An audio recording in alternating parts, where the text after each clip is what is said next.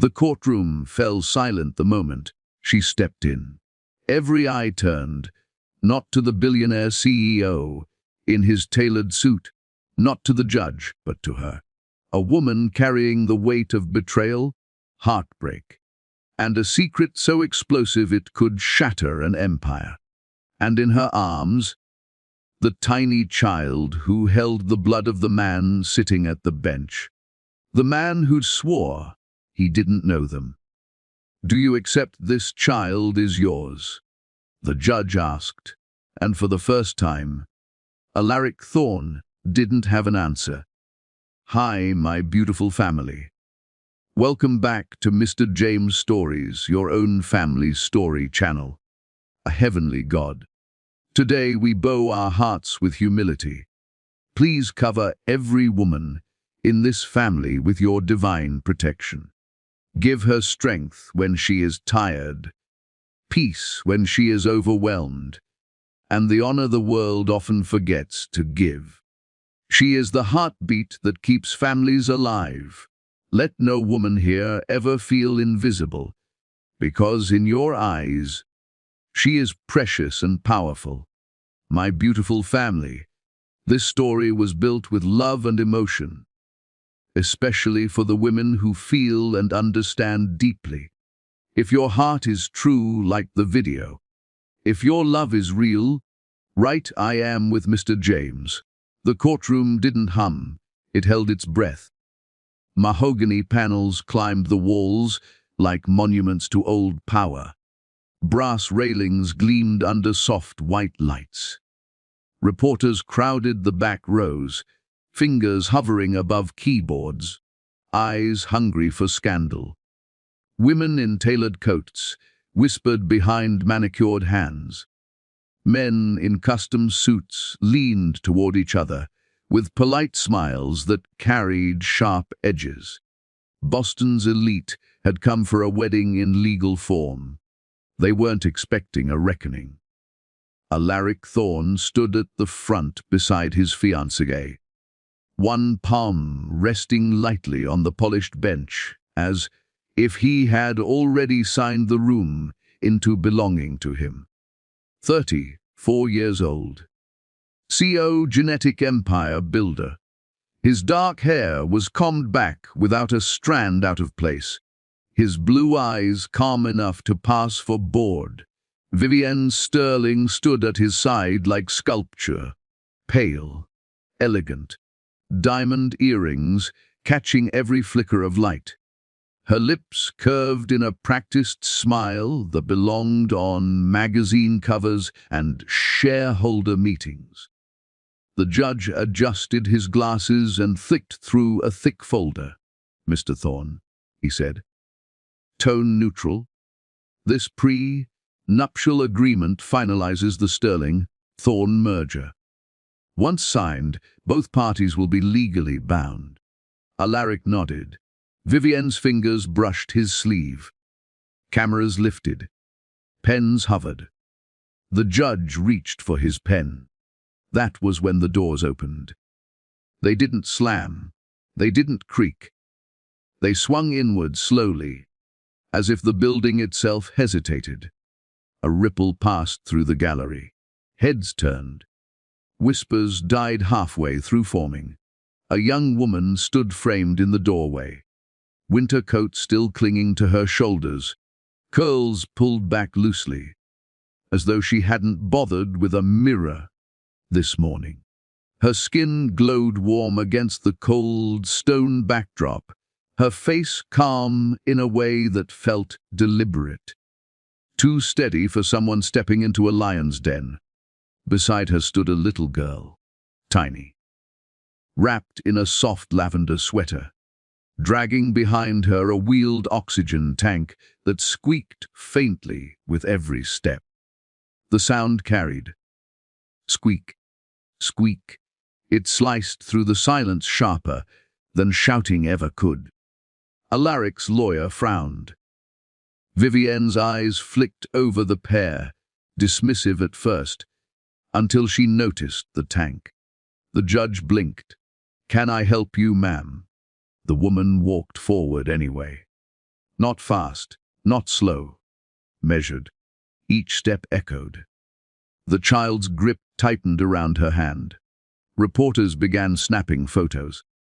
A bailiff stepped forward uncertainly. Before he could speak, a young clerk rushed down the side, I holding a thin folder, like it was on fire. "Your Honor," she whispered urgently, slipping it onto the bench. The judge opened it. "Read." Stilled. His gaze lifted, past the woman, past the child, and landed on Alaric Thorne. "Mr. Thorne," he said slowly, voice carrying across every polished surface, "an emergency paternity motion has been filed in this court."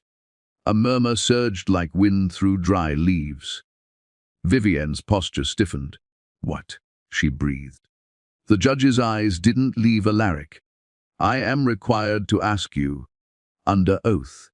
He paused, looked at the girl again. Something in his expression changed. "Do you accept this child is yours?"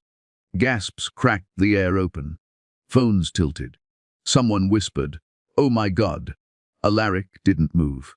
For a beat, he looked almost amused. Then his jaw tightened. "Nung." The word landed clean, hard. He didn't even glance at the child.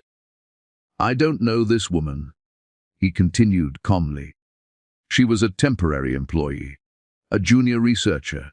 She became attached." The woman's fingers twitched around her daughter's hand. Alaric straightened his jacket. "This is extortion. That child is a prop." Nova flinched at the word. Vivienne turned toward him sharply. "Alaric." He didn't look at her. The woman stepped forward one pace. Her voice was quiet, but it reached everyone. "I didn't come for his money." The room leaned toward her. "I didn't come for child support." Alaric scoffed softly. She lifted her eyes to him. "I came for his brother's promise." Something flickered in his stare. "Gun." The judge frowned. "Explain." The woman inhaled. Slow. "Deliberate. My name is Kaya Moretti." Whispers bloomed again. Alaric blinked once. The clerk who had delivered the file stared at Kaya with something like respect. "My daughter is Nova," Kaya said. Nova lifted her chin. Her eyes, too intense for 5 years old, tracked Alaric in a way that made several people shift uncomfortably. Kaya swallowed. "Your brother Elias knew about her." That landed heavier. Someone in the back muttered, "Elias is dead." Kaya nodded once. "He protected us." Alaric finally laughed, a short, humorless sound. "My brother funded dozens of charities. She wasn't one of them." Kaya crouched beside Nova, adjusted the strap of the oxygen mask gently. He read her bedtime stories. A camera shutter clicked too loudly. He learned how to clean that machine when it clogged. Nova whispered, "Mum." Kaya squeezed her hand. He called her Starshine. Alaric's eyes dropped, just for a second. Enough. Vivienne saw it, her brows knit. The judge leaned forward. "Mr. Thorne, did your brother ever mention this child?" "No." Instant. Flat. Kaya stood again. "You fired me 3 months after I told you I was pregnant." "That is not true." "You reassigned my projects." "Restructuring." "You erased my research access." "You were underperforming." Kaya smiled faintly, not happy, knowing. "You never liked variables you couldn't control." Alaric stepped closer to the bench. "I will not entertain this circus." Nova coughed, a dry, rattling sound. Kaya stiffened. The judge raised a hand. "Court will remain in session." Vivienne whispered sharply, "What is she talking about?" Alaric finally looked at her. "We'll deal with this." His gaze slid back to Kaya. Cold. You picked the wrong date. Kaya met it. No, she said. I picked the only one that mattered. As the judge ordered a recess, Kaya reached into her bag and pulled out a slim black tablet, and Alaric recognized the encrypted logo glowing on its screen. His company's internal firewall mark. His smile vanished. The logo glowed for only a second. That was all it took. Alaric Thorne knew every mark associated with his empire. The subsidiaries, the shell firms, the research clusters buried 3 layers down from public view. That symbol on Kaya's tablet belonged to a firewall so advanced even his senior engineers joked about it like a myth. The courtroom didn't notice. Alaric did. His smile thinned. The judge cleared his throat. This court will take a brief recess while I review the filing. The gavel struck once. Sharp. Final.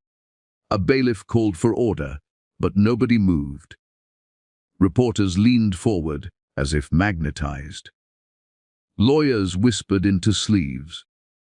Socialites craned their necks to get a better look at the woman with the oxygen tank.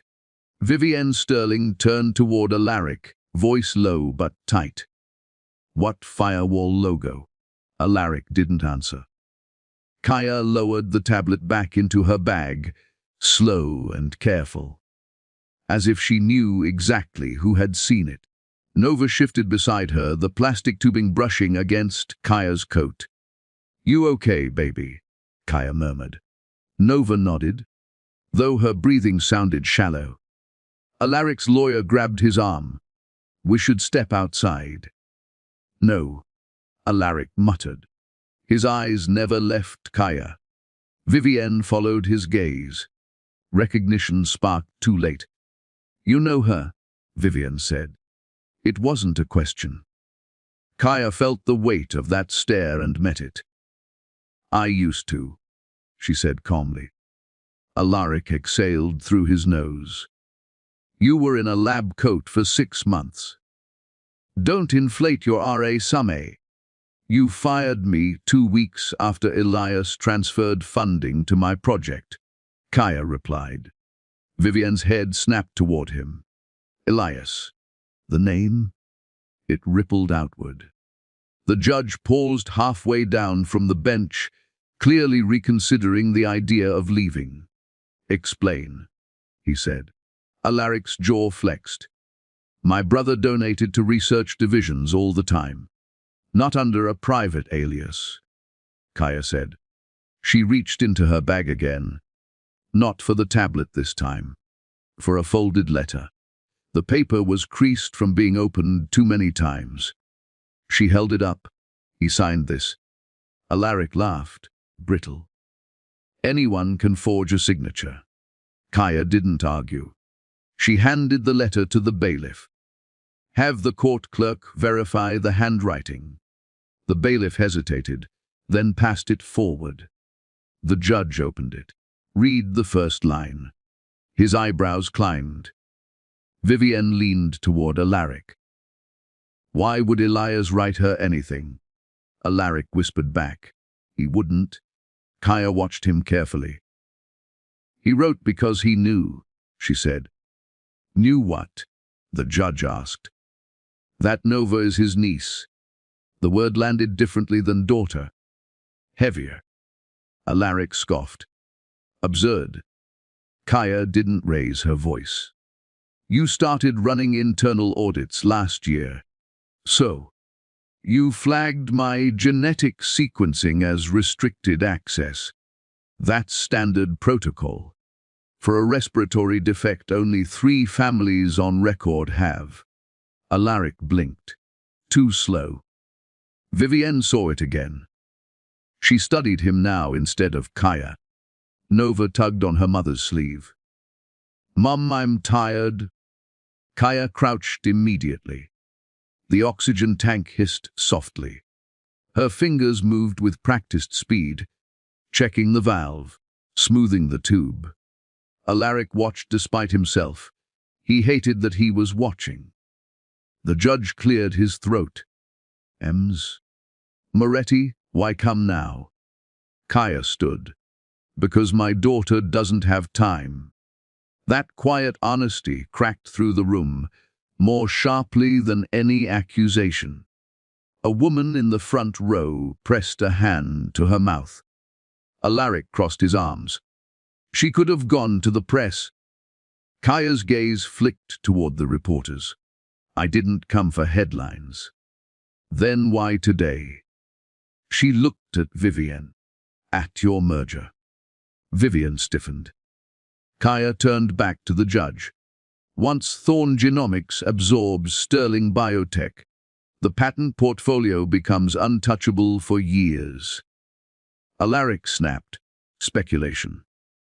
Kaya's mouth curved faintly. "Corporate law, actually." The judge frowned. Vivienne stared at Alaric like she was seeing him for the first time. "You never mentioned freezing any trials." He didn't respond. Kaya spoke again. "My daughter needs a transplant therapy that exists." "That's a lie. I helped design part of it." Silence fell like snow, slow, heavy. "You were a junior employee," Alaric said. "I was the one who solved the enzyme stabilization problem." Kaya replied. Nova whispered, "Hmm." Kaya squeezed her hand again. The judge tapped his pen. "Mr. Thorne, is there such a therapy?" Alaric hesitated. One breath too long. "There are experimental models." Kaya nodded once. "There it is." Vivienne's face drained. "You told investors trials were inconclusive." "They are."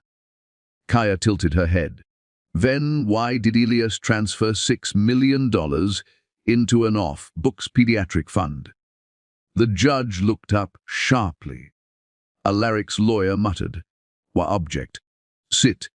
The judge snapped. The gallery buzzed. Kaya continued. "He paid for Nova's scans under a false name." "How would you know?" Alaric demanded. "Because I watched him hold her when she couldn't breathe." That landed harder than data. Vivienne whispered. "Alaric." He still didn't look at her. Kaya reached into her bag again. This time, she pulled out printed records. Bank transfers, dates, signatures. The judge accepted them. His expression darkened. "Mr. Thorne." Alaric spoke quickly. "My brother was impulsive." "He was careful," Kaya said. "He made me promise something." The judge asked. "Fat, if anything happened to him, I'd bring this to court." The room froze. Vivienne's eyes widened. "What do you mean, anything?" Kaya inhaled. He was scared. Alaric laughed too loudly. "Convenient." He said someone inside the company was watching him. Alaric's gaze sharpened. "Did he say who?" Kaya studied him. He said, "The closer the blood, the sharper the knife." A collective inhale swept the courtroom. Vivienne stepped back from Alaric. Just 1 inch. But everyone saw it. The judge straightened. "This court is extending recess until further notice." "No," Kaya said quietly. Heads snapped toward her. "You don't get to pause this." Alaric stared. "I've waited 5 years." Nova coughed again. Longer this time. Kaya lifted her into her arms without hesitation. Her voice stayed steady. "She doesn't have 5 months." The judge hesitated, then nodded once. "Proceed." Alaric's lawyer whispered urgently. Alaric ignored him. "You're enjoying this," he said to Kaya. She shook her head. "I hate every second." Vivienne whispered, "Then why are you smiling?" Kaya looked tired suddenly. "I'm not smiling." She lifted her chin. "I'm bracing." Kaya reached into her coat one more time. "Not for documents." but for a sealed evidence drive stamped with THORNE genomizer SINTRNLONLY, and said softly, "Before you decide anything, Your Honor, you should hear what Elias recorded." The judge ordered a recess.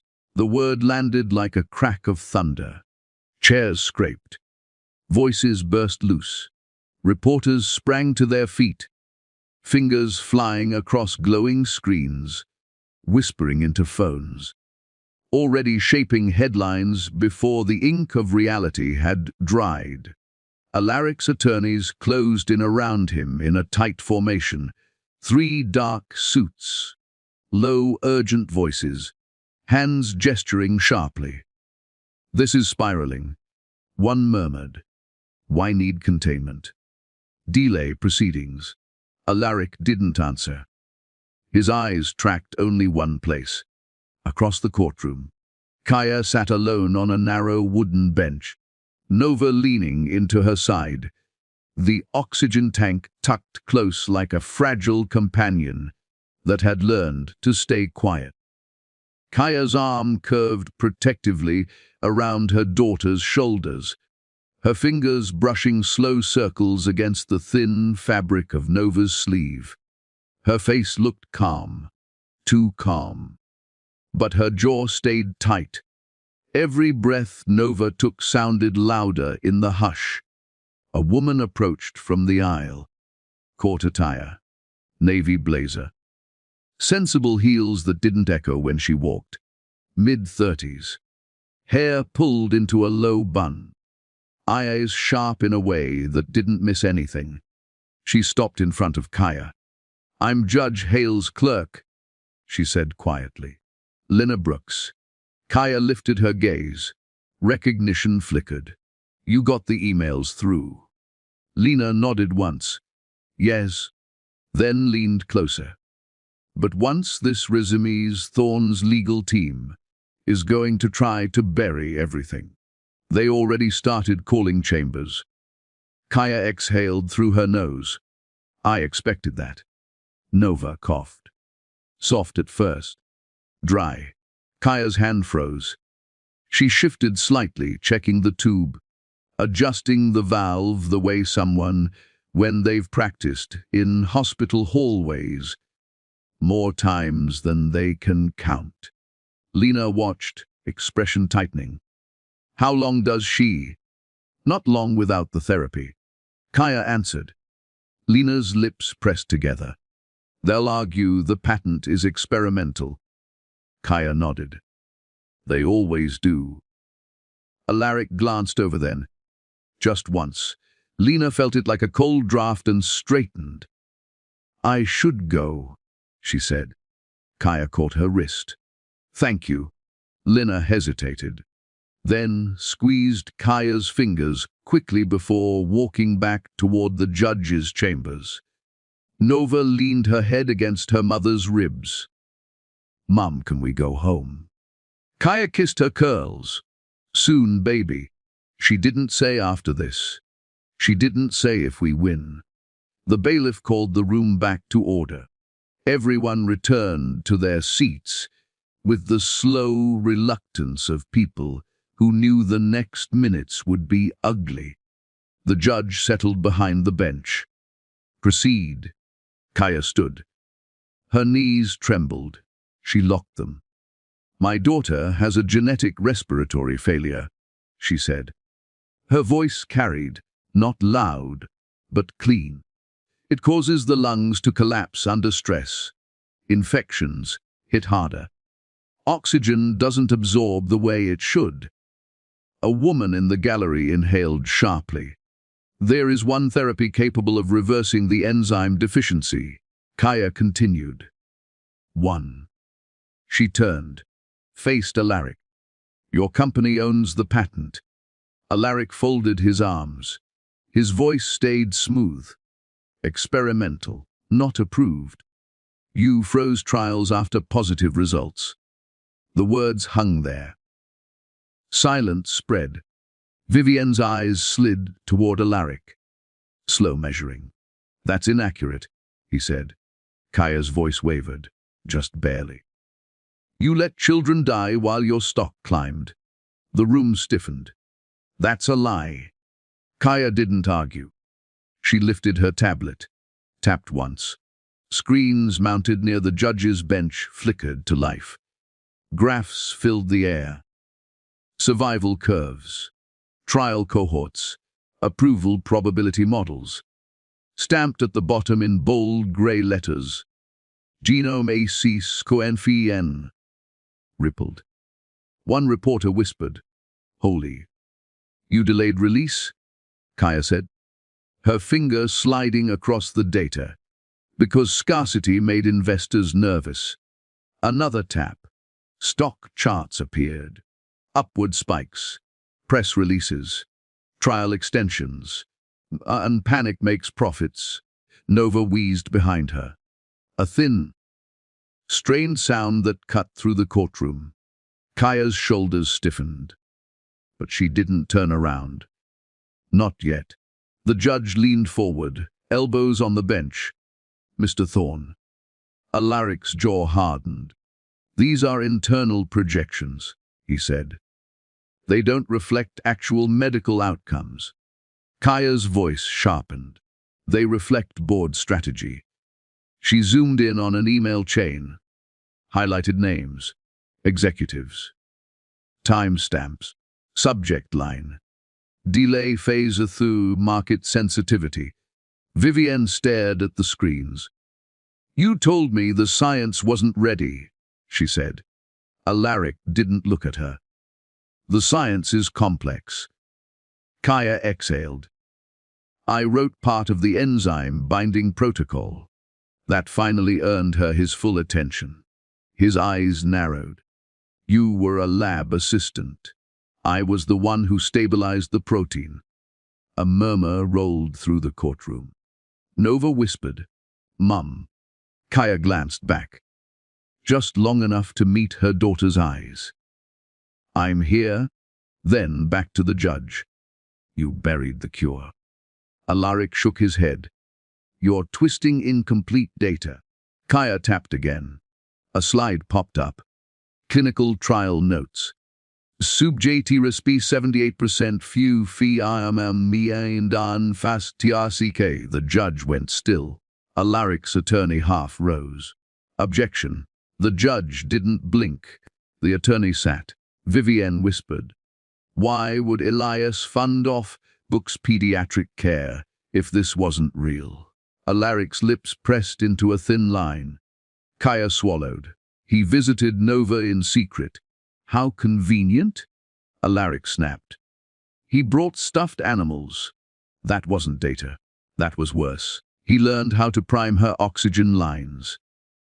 Vivienne's throat bobbed. "He paid for scans under a false name." The judge looked up sharply. "Ms. Moretti, how do you know this?" Kaya opened a folder. Printed receipts slid onto the rail. Accounts, dates, initials. E.T. Alaric's eyes flicked. Fast. Too fast. Elias was compassionate, he said. "He was afraid," Kaya answered. "He told me someone inside Thorntonomics was blocking the release." The courtroom held its breath again. "And who did he think that was?" the judge asked. Kaya stared at Alaric. "I think he hoped it wasn't you." Vivienne stepped back. Not dramatically, just enough to leave space between them. Alaric noticed. His jaw tightened. Nova coughed again, harder this time. Kaya turned fully now. Knelt.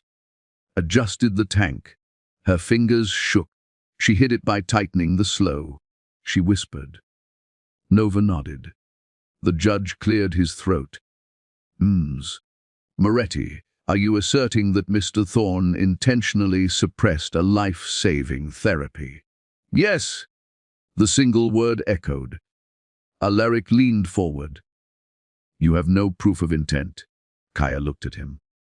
"I have timestamps." She pulled up another thread. An executive summary. Projected mortality impact. Acceptable margin. Someone in the gallery swore under their breath. Vivienne whispered. What does that mean? Kaya answered without turning. It means the company calculated how many children could die without affecting valuation. The judge's face darkened. Alaric snapped.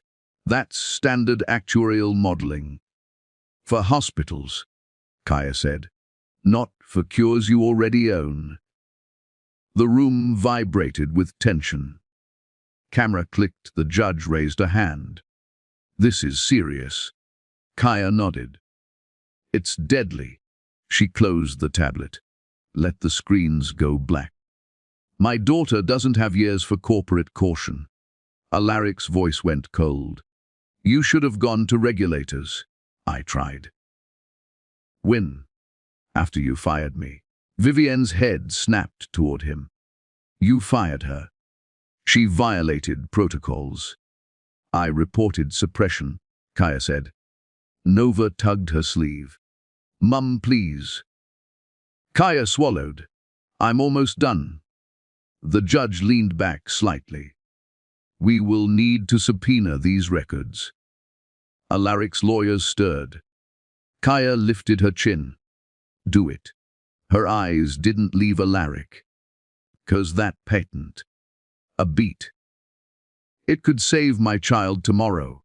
As the judge reached for his pen to issue orders, Alaric leaned toward his attorney and whispered something that made the man freeze, while across the room, Kaya's tablet buzzed in her hand with a new incoming alert labeled Trial dati statios congedi.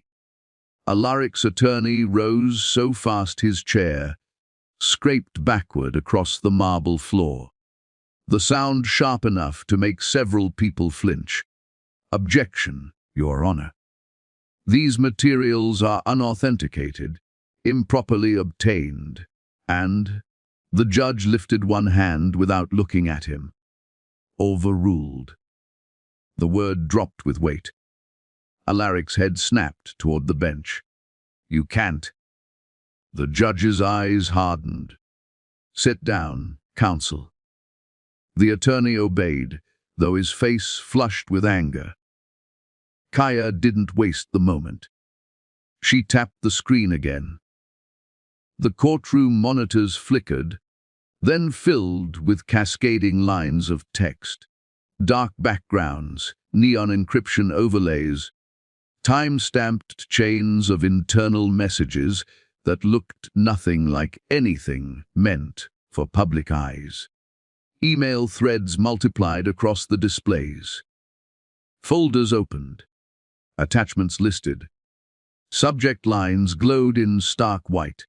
Il ZXCP reski sulicufiamentio CCLEINMENT.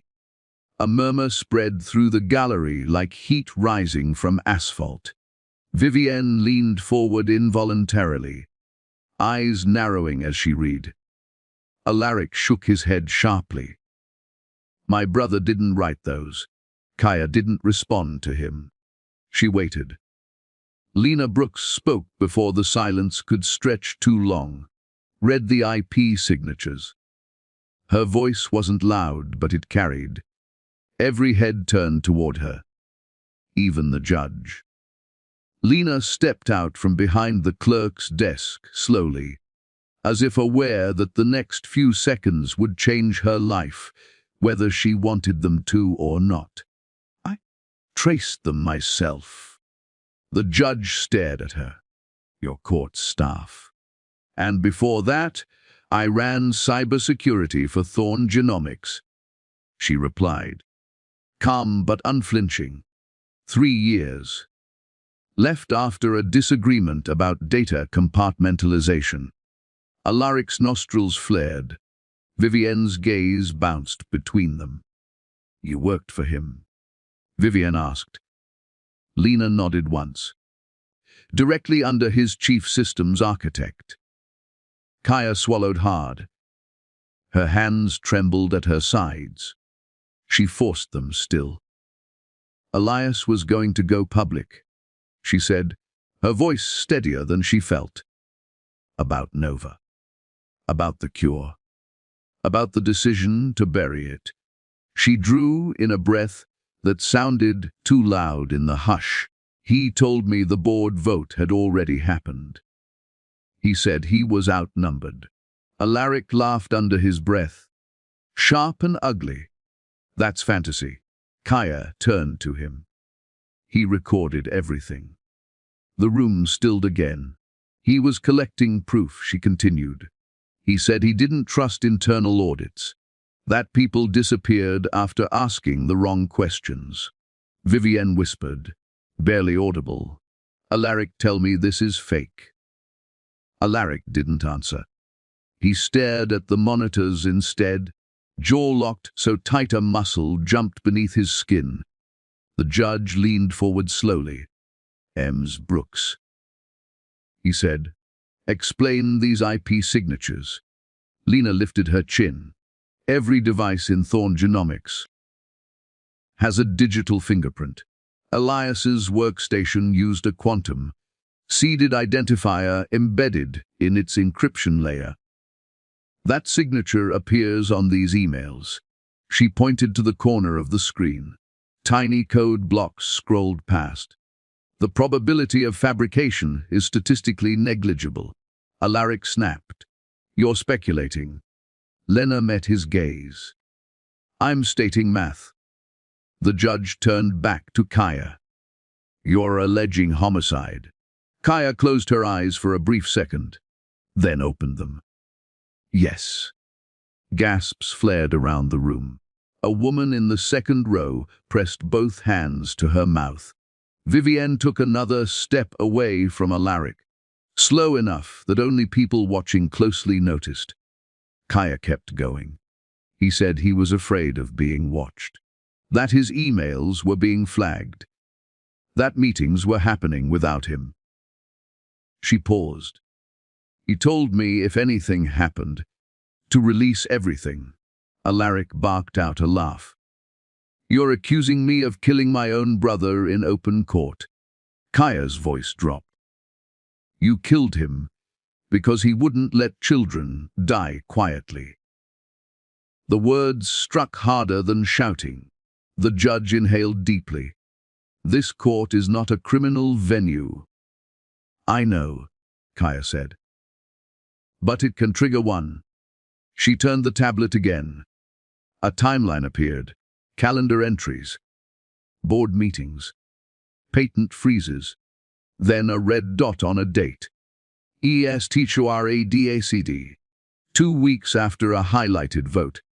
Vivienne stared at it. You told me he was sailing. Alaric finally looked at her. He was. And these meetings. Routine. Kaya interjected. A boat nova. Vivienne's throat tightened. And the cure? She shook her head. No. Lena stepped closer to the bench. There's more. She typed rapidly into a terminal. A new thread surfaced. Security logs, deleted files, a GPS coordinate embedded inside metadata. Elias's phone uploaded this location the night he died, Lena said. The judge's brow furrowed. That's nowhere near the marina. Alaric surged to his feet. That's enough. Bailiffs shifted. Kaya's pulse roared in her ears. Vivienne whispered, Where is that? Lena answered, A private industrial pier used for Thorn Genomics hazardous shipments. The room erupted. The judge slammed the gavel. Order. Alaric stared straight ahead. For the first time, his composure cracked. Just a fraction. Kaya saw it. She felt something cold settle in her chest. The truth was closer than she had ever dared to imagine. The judge rubbed his temple. This is extremely serious. Vivienne looked like she might fall. Alaric, say something. He opened his mouth, closed it. Kaya stepped forward. Called me that night. Her voice shook. He said, If I don't make it back, Promise me you won't let them hide her." The courtroom leaned in. He said, "They already decided." Vivienne covered her lips with her hand. The judge stared at Alaric. "You are going to remain in this courtroom." Alaric's attorney whispered furiously. Alaric didn't move. Kaya's throat burned. "I didn't want to believe he was dead because of us." She blinked fast. But the emails kept coming. From his account. After he died, Lena nodded. They were being routed through a proxy node, controlled by Thorn Executive Access. The judge straightened. "That implies identity misuse." "It implies cleanup?" Kaya said quietly. Alaric's eyes snapped to her. "That's enough." She held his stare. "No, it isn't." Her voice steadied. "You thought Nova was small. A breath. Easy." Vivienne recoiled. "I didn't know," she whispered. Kaya didn't answer her. She kept her eyes on Alaric. "You thought I'd disappear." The judge inhaled sharply. "We will be forwarding this material to federal authorities." Alaric's lawyer went pale. Kaya felt her knees threaten to buckle. She locked them. Nova's tank hissed behind her. She didn't turn. Not yet.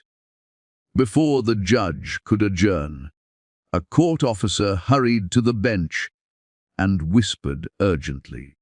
And Alaric's attorney's phone lit up with a message that drained the color from his face. "Fadar el Waran. EISTHORN Cas." Vivienne's footsteps echoed in the hushed courtroom, deliberate and heavy, as she put space between herself and Alaric. Her expression was carefully neutral at first, the mask she had perfected over a lifetime of gallus and boardroom negotiations. But there was a tremor in her voice, almost imperceptible, when she spoke. "You told me your brother drowned." "Drunk," she said, each word like a small hammer hitting cold stone. Alaric's hand twitched toward his jacket pocket. The movement clipped and precise, but he didn't touch it. His eyes burned icy blue daggers at her. "This is manipulated," he said sharply, voice controlled but tense. "Fabricated to entrap me in court." Vivienne shook her head, slowly, as though each motion was a deliberate recalibration. "You swore to me. You swore it was an accident. That he, your brother, was careless. That Nova's existence didn't matter." Her lips trembled, though her posture tried to keep the mask of the Ice Queen intact. Kaya stepped forward, never breaking the rhythm of her own pulse. She didn't smile. She didn't sneer. She didn't give any sign that she was savoring Alaric's unraveling facade. Instead, she opened another file from her leather case with quiet authority. The room seemed to lean forward in anticipation, without anyone moving. It was a scanned copy of a clause, almost forgotten by the corporate world. "The Maral Eldwaya Ushorai Pro Veson," written decades ago in Thorn Genomics' founding charter, in delicate cursive handwriting by the company's founder. Kaya cleared her throat and read it aloud, her voice steady, but carrying weight that made the air tremble. "IFA CEO is found to have knowingly endangered a biological heir. Control of the company transfers to a court-appointed administrator." The words hit like lightning. Every eye in the courtroom shifted toward Alaric. His hands clenched. His posture straightened until it looked brittle, like a statue on the verge of cracking. That clause was removed, Alaric spat, trying to reclaim authority in a voice that still carried an undercurrent of fear. His blue eyes darted toward the judge, as if hoping the court wouldn't understand the significance. "No," Kaya said softly, taking a step closer to him, voice almost intimate, cutting the distance between them without moving a muscle. "You tried. Elias stopped you." She let the words linger, letting them coil like smoke through the courtroom. Vivienne's hands rose slightly to her chest, a reflexive gesture as if bracing for impact. She had built her life on appearances, on reading people, on controlling outcomes, but nothing had prepared her for this revelation. The CEO she had thought was untouchable, the man she had planned to merge her legacy with, now stood exposed to a law he could not bend. Kaya locked her eyes onto Alaric for the first time. No pleading, no anger. Pure resolution. "I finished his work," she said, the words deliberate, each syllable a strike against his empire of deceit. Alaric's jaw tightened. His pupils dilated ever so slightly, an almost imperceptible crack in the ice. He opened his mouth to argue, to threaten to regain his footing, but nothing came out. Words, the weapon he wielded so masterfully, failed him. Vivienne's hand trembled at her side. She realized she had been complicit in silence for too long, standing beside a man whose moral compass had been shattered by greed. The facade of the Ice Queen, the woman who never faltered, who never flinched, was beginning to crack. Her lips parted, but no sound emerged immediately. Instead, her eyes reflected the first hints of horror, disbelief, and betrayal. The courtroom shifted around them like a storm that had suddenly erupted from nowhere. Reporters' fingers hesitated over keyboards. Cameras clicked, catching every nuance of the moment.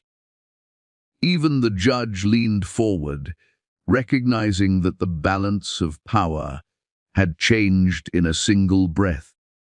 Kaya turned her gaze back to the document, letting her hand hover over it, as if weighing the gravity of her next step.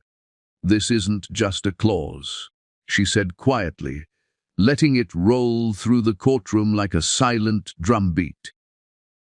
"It's justice. It's the only protection for a child who should never have been collateral in your empire." Alaric's lawyer leaned in, whispering hurriedly, "You can't. This will destroy him." Alaric silenced him with a sharp glance. He didn't speak, didn't move. His mind was running faster than anyone could follow, calculating every escape, every loophole. But the stakes were no longer abstract. Nova's life, Elias's death, the morality of the company. And now Vivienne's awakening had all converged. Vivienne's eyes flicked to Alaric's, searching for any sign of explanation, a thread of truth she could grasp. All she saw was panic, barely masked by pride, and something far worse, fear. Fear of consequences that no amount of money or influence could mitigate. Kaya didn't flinch under his gaze. She knew what he was thinking, and she had prepared for it. She pressed forward, sliding another folder across the table toward the judge.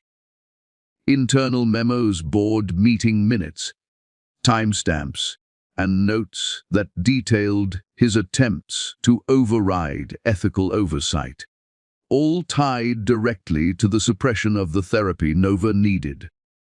The judge's face darkened as he examined them. M's. Moretti, these are damning, he said, and they are accompanied by verified internal timestamps. Kaya nodded, holding his gaze with unshakable calm. Every one of them, Your Honor. Elias ensured nothing could be erased without trace. I merely retrieved it. Alaric's lips parted, his voice low and controlled, yet quivering underneath the steel. This clause. It's outdated. Meaningless. Outdated. Kaya's voice cut through him, sharp as glass. It's the law your father put in place to protect heirs from men like you. Vivienne's hands clenched, her nails pressing into her palms, as if bracing herself to stop shaking. Her mind raced. The man she had trusted, the future she had planned, was crumbling. She realized now that the empire she had longed to be part of wasn't a fortress. It was a cage built on lies, deception, and the calculated indifference to human life. Alaric's shoulders tensed. He shifted slightly, scanning the courtroom.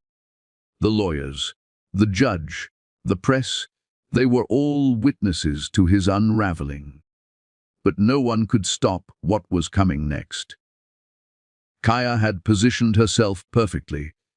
She had leverage, evidence, and moral authority, and she wasn't going to relent. She took a step closer to the bench, her voice lowering, deliberate. The moment a CEO knowingly endangers a direct heir, the morality authority provision is triggered. There is no discretion. Alaric's pulse was visible at his temple. He clenched his fists, teeth grinding silently. The ice in his eyes flickered, and a sheen of sweat formed along his hairline. He had built Thorn Genomics from nothing, controlling every variable, manipulating every outcome. But for the first time, he faced something he couldn't control: justice, written into the very foundation of his company. Vivienne swallowed hard. The fear in Alaric's eyes was enough to strip away her illusions. Her posture softened, though her expression remained stern. She realized she had been playing a role beside a man who had no honor, and for the first time, she felt the weight of betrayal. Not just toward herself, but toward innocent lives ruined by ambition. Kaya's voice resonated once more across the courtroom, each word deliberate, unwavering. I will not allow Nova to be collateral. I will not allow Elias's sacrifice to be forgotten. I am activating this provision. The judge adjusted his glasses, flipping through the charter again. His hand trembled slightly as he recognized the language. Ms.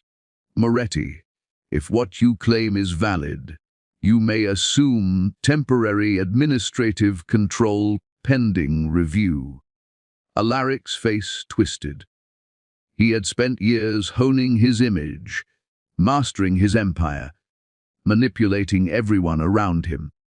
But he had underestimated her. Kaya's quiet authority, her moral certainty, and her unyielding dedication had shattered the illusion. Vivienne exhaled, a mixture of relief, shock, and fear intertwining in her chest. The Ice Queen, so carefully composed for decades, felt a fracture of reality pressing against her, forcing her to see the man she thought she knew for what he truly was. Kaya looked down at Nova, who clutched her mother's hand, eyes wide but trusting, breathing steady now in rhythm with her mother's calm determination. She straightened again and faced Alaric.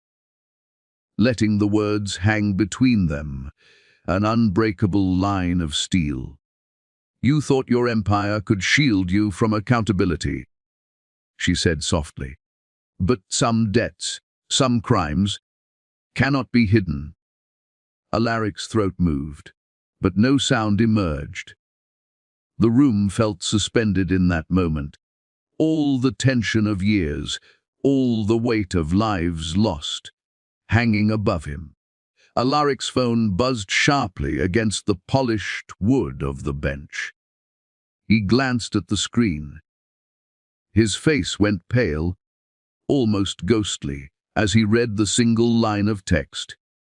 "Initiate emergency corporate lockdown. Headquarters compromised. Evidence breach detected." And from somewhere in the gallery, a shadowed figure emerged, silently observing him with a smile that promised the next move would not be his to control. Vivienne's hands lingered on the broken necklace on the floor, diamonds catching the light like shattered stars. The sound of it cracking against the marble echoed through the courtroom, louder than any gavel, a metaphor for the empire around her beginning to fracture. Alaric's eyes narrowed. He lurched forward, instincts honed from years of corporate domination, aiming for Kaya's tablet. The source of the chain reaction he couldn't stop. Bailiffs intercepted him with precision, forming a human wall between the man who had once commanded legions and the woman who now held the key to his downfall. "You don't understand what you're touching," he hissed, teeth bared, fury and fear intermingling in a way that made the spectators shiver. Kaya's posture didn't falter. Her gaze, steady and unwavering, met his icy stare without blinking. "Oh, I do," she said calmly, the quiet certainty in her tone cutting sharper than any yell could. She inhaled slowly, grounding herself as she prepared to unleash the truth that would dismantle his carefully constructed world. "You underestimated me," she continued, letting each word fall deliberately, like pieces of a blueprint being revealed. "You thought I'd vanish when you fired me, thought I'd disappear quietly into the shadows of your empire. But I stayed. I studied. I learned how your company breathes, how it moves, every protocol, every loophole, every hidden corner you thought no one could touch." Her hand hovered over the tablet, fingers poised as if conducting an orchestra. The courtroom seemed to hold its breath. She tapped the screen lightly. "I don't just have your DNA," she said, letting the words hang, the tension tightening like a drawn wire. She paused deliberately, letting the anticipation settle over every person present. "I have your kill switch." Alaric's blue eyes widened, the first crack in his composure becoming visible. His hand twitched toward the tablet again, but the bailiff's hold was firm. He could sense the shift, feel the tide turning, and for the first time, the certainty he had carried for decades faltered. The judge's voice thundered, commanding and incredulous. "Explain." Now. Kaya's fingers flew over the tablet, navigating through secure protocols, encrypted files, and internal triggers. She turned the screen toward the bench, so the judge and his clerks could see, although none of them could yet grasp the full magnitude of what it meant. "The Morality Authority Clause," she said, steady and deliberate, "triggers an emergency board vote and federal review when a CEO is found to have knowingly endangered a biological heir. The emails, the internal communications, the proof of delayed trials, they activate it automatically. Lena Brooks nodded, stepping forward, her presence calm and unwavering. "Already transmitted," she said. "Every endpoint, every server, Federal Review, and internal audit systems have recorded it. It's irreversible once the chain is activated." Alaric's face drained of color. For a moment, he was stripped bare of all his defenses. The empire he had built, the empire he had spent years manipulating, bending laws, people, and perception to protect, was suddenly no longer his to control. His jaw flexed, his lips parted, but no words came. The control he had wielded over boards, over investors, over the media, over life and death in his company's corridors, had slipped entirely. Vivienne's eyes widened as she realized the magnitude. The man she had once trusted as untouchable now had no cards left to play. For the first time, fear glimmered behind his icy gaze. She finally understood what Kaya had meant when she claimed to hold the kill switch. It wasn't just symbolic. It was literal leverage that could strip Alaric of power in an instant. Kaya's voice softened, but every word was weighted with gravity. "This isn't about revenge," she said, letting the courtroom feel the calm strength behind her words. "It's about justice. For Nova. For Elias. For every child whose life your decisions endangered for profit." The gallery shifted uneasily, realizing that this was more than a legal battle. This was the exposure of decades of hidden decisions, suppressed science, and human lives sacrificed on the altar of greed.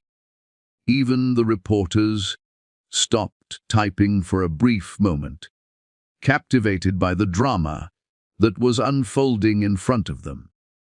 Alaric's lips quivered, almost imperceptibly, as if the words he wanted to say were lost somewhere between pride, rage, and the gnawing realization that he had lost control. He leaned slightly toward his attorney, whispering something urgent, but the man froze mid-step, realizing whatever plan they had was now irrelevant. The authority in the room had shifted entirely. Vivienne swallowed hard, a mixture of fear and awe battling within her. She had been complicit in ambition, standing beside a man who had ruthlessly manipulated people's lives, but now she saw him stripped of all illusions. The Ice Queen mask she wore trembled as she watched the first signs of genuine vulnerability from a man who had never before been unmasked. Kaya took a step forward, letting her presence dominate the courtroom without raising her voice. "You built an empire of glass," she said softly, words slicing through the air like a scalpel. "Every corner of it is visible now. Every secret, every manipulation. And yet you thought my silence meant weakness. You thought you could walk over me, over Nova, over justice itself." Alaric's hands trembled slightly at his sides. He had trained for crises, rehearsed responses, controlled narratives for decades, but nothing had prepared him for this. He realized, in that instant, that the game had shifted entirely. The rules he thought he created no longer applied, and the most critical piece of his life, his control, was being removed by the very person he had underestimated. Vivienne stepped closer to the edge of the bench, eyes flicking between Alaric and Kaya, realizing that the man she had trusted, admired, and planned her future with was being dismantled not by lawyers, reporters, or public scrutiny, but by truth, morality, and a woman he had once considered insignificant. Kaya's fingers danced across the tablet, executing the final commands. A notification appeared on the judge's monitor. Emergency board vote initiated. Federal review in process. CEO authority suspended pending verification. The courtroom fell into a stunned silence. Alaric's eyes went wide. He lurched forward instinctively, but the bailiff's arms held him fast. He was trapped in the moment, powerless in a way he had never experienced before. Vivienne's lips parted slightly, a mixture of fear, disbelief, and dawning realization. The Ice Queen's composed exterior cracked entirely as she understood that the world she had known, the man she had aligned with, and the empire she had been preparing to claim were all being stripped away before her very eyes.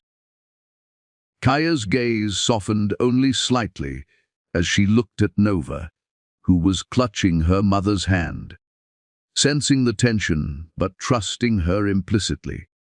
She straightened again and faced Alaric fully, letting the weight of inevitability hang over him. "You believed that your power was untouchable," Kaya said, her voice resonating with calm authority. "You were wrong. And now, every move you make is governed by law, morality, and consequence." Alaric's lips parted, trying to speak, but no words emerged.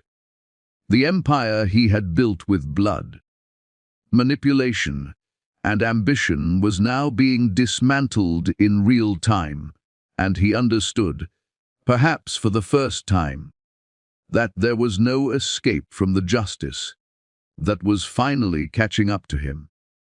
Alaric's eyes darted to the courtroom doors. The security cameras blinked, screens flickering with live feeds he couldn't control. A single encrypted message pinged across his tablet, and when he opened it, his face turned ghostly pale.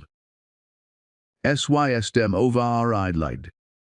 Luoki badul mpt. Piri pyra for imnd Fiancée ZWR."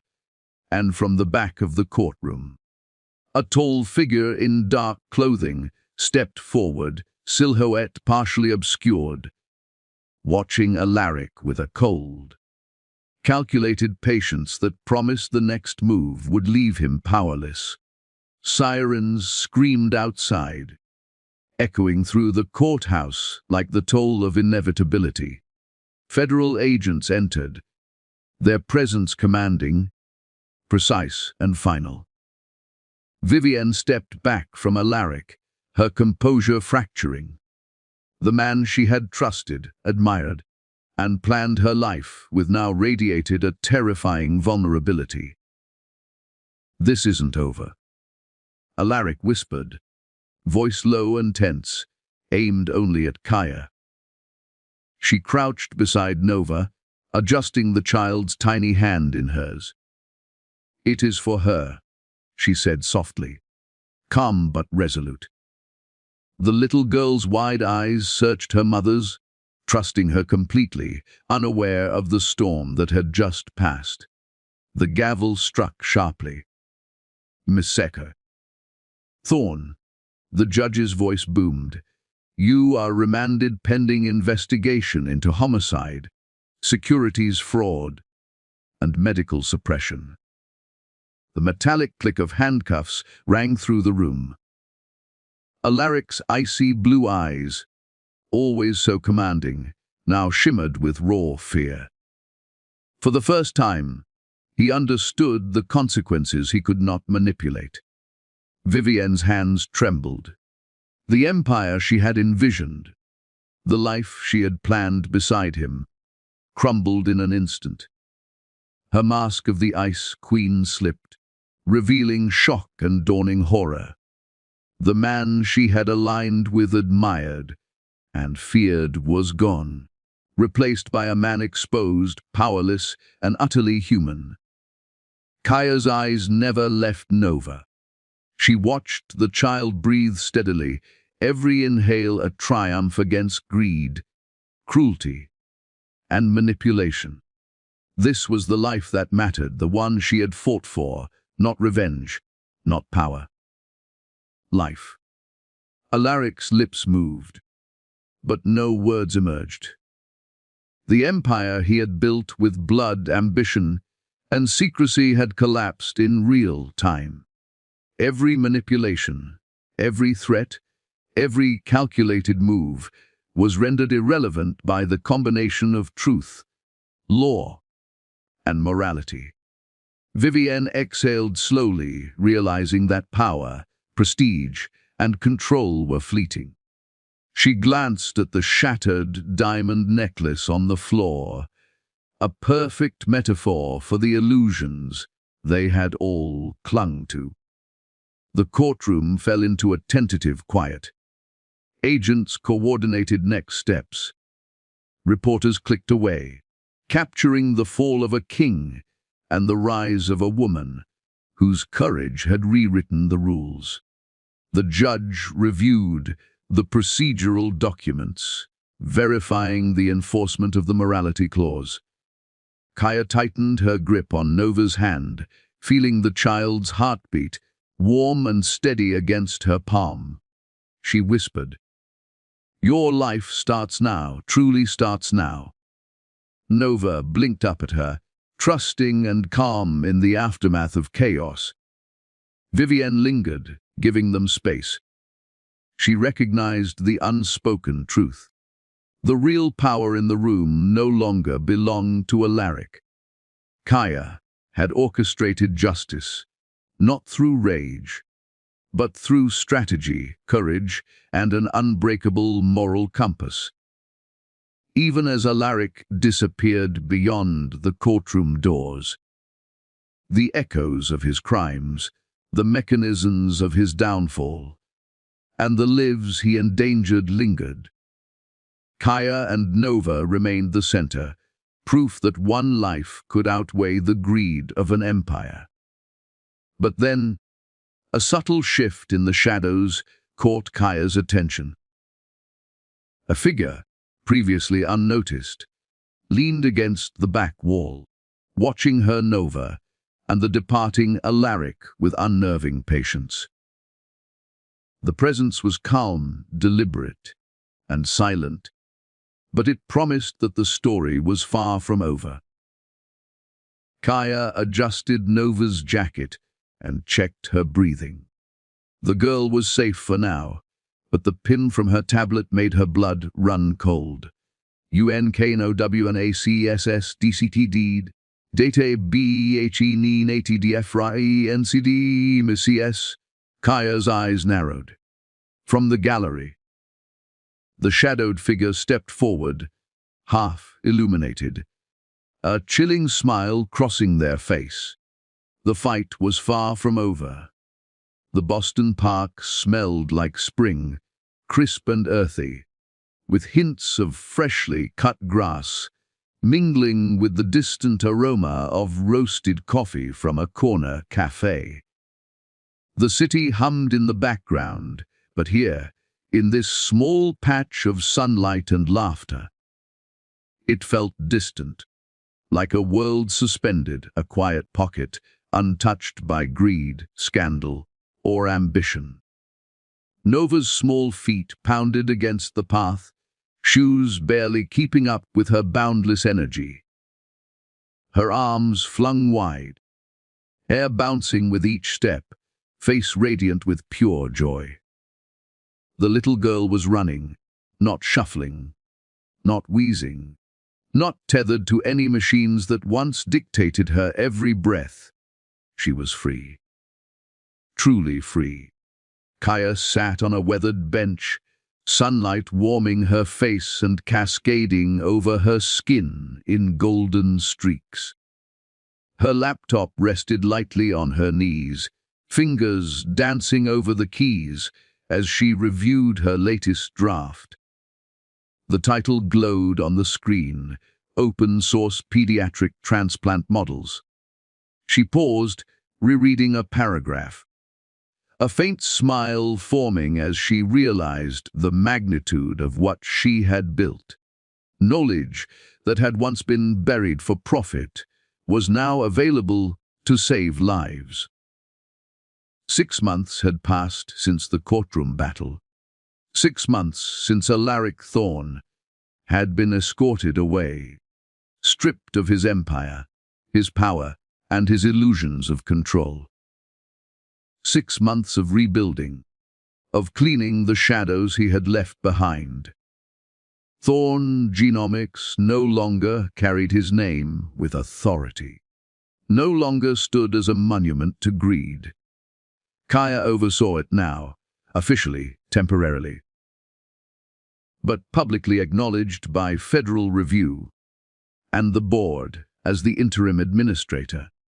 She had inherited a system corrupted by ambition, but she wielded it with purpose. Guided by integrity, compassion, and the memory of the lives Alaric had endangered. Across the city, whispers persisted, corporate analysts, reporters, even old investors speculating, but Kaya no longer cared for the noise. Vivienne had testified in full transparency, publicly admitting complicity in past decisions, but also revealing the coercion and manipulation she had endured. Lena Brooks had become the lead federal analyst for ongoing investigations, a quiet genius whose cyber work had exposed the final threads of Alaric's empire. Together, Kaya and Lena had dismantled the systems that had allowed greed to thrive. Nova ran back toward Kaya, laughing so freely that the sound carried like a melody across the park. Her small hands reached out, and Kaya caught her, lifting her into her arms. They hugged tight, the sun falling across them in warm streaks, highlighting the small curve of Nova's cheek, the faint freckles that dotted her nose, the life that had once been so fragile but now roared with vitality. "Mum," Nova exclaimed, burying her head against Kaya's shoulder. Kaya tightened her arms, letting the wind brush against them both. "Yes, baby," she whispered. "It's all yours now. You're safe. No one can touch you." For a moment, Kaya closed her eyes, inhaling the spring air, letting herself feel the weight of what had been accomplished. Justice had been served, not with vengeance, but with intelligence, courage, and unrelenting moral clarity. Alaric had fallen, not with a dramatic scream or violent confrontation, but with the quiet inevitability of someone finally held accountable by the very systems they had tried to manipulate. Nova wriggled slightly in her arms, giggling. "I want to go again." Kaya laughed softly, setting her down gently. "Go, baby, run." Nova took off again, small legs pumping, laughter spilling over. Kaya watched her disappear into the sunlight, drenched grass, free and untethered. A group of reporters lingered across the park, cameras pointed from a respectful distance. They captured moments, but this, the life of a child breathing freely, of a mother who had fought, of justice quietly prevailing. This wasn't for them. Kaya returned to her laptop, fingers brushing over the keyboard, checking the latest collaboration notes with pediatric hospitals around the world. Her draft outlined protocols, open access research, and innovative solutions for transplant compatibility. Knowledge that had once been locked behind patents, stock manipulation, and corporate secrecy. Now it was public. Now it could save countless lives. A soft breeze carried the laughter across her face, carrying with it a sense of finality, of a chapter closed, of a life reclaimed. Kaya's gaze drifted toward the horizon, where the city met the skyline still gleaming, yet less imposing than before. The towers Alaric had built in marble and steel now seemed fragile in comparison to the strength she held here, in her arms, in Nova's bright eyes, in the lives she had saved. Vivienne walked past, slower than usual, her steps deliberate. She didn't speak. She didn't need to. Her acknowledgement was visible in her posture, in the way her gaze followed Nova and Kaya. There was no malice left, no ambition driving her forward. Just the understanding that the power she had pursued beside Alaric had been hollow. True strength lay here, in the care, the courage, the truth.